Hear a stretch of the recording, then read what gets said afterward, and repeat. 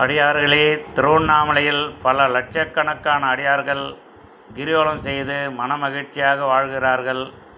ஒவ்வொருவரிடம் கிரிவலத்தின் நன்மையை கேட்டால் ஒவ்வொரு விதமான அவர்களது அனுபவத்தை சொல்வார்கள். இந்த பதிவை நன்கு கவனியுங்கள்.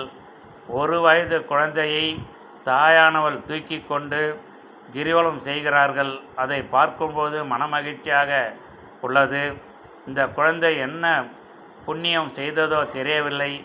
1 வயதிலேயே தன் தாயாருடன் கிரிவலம் செய்வது மிகவும் புண்ணியமாக அடியேன் கருதுகிறேன். நமது அடியார்கள் முடிந்த நேரத்தில் திருவண்ணாமலைக்கு சென்று கிரிவலம் செய்து உலகத்தில் உள்ள அனைவரும் நலமாக வாழ வேண்டுமென்று பிரார்த்தனை செய்யுங்கள். நீங்களும் நலமாக வாழுங்கள். அண்ணாமலையாருக்கு அரோகரா, உண்ணாமலையாவனுக்கு அரோகரா, அண்ணாமலையாவனுக்கு அரோகரா, அண்ணாமலையாருக்கு அரோகரா.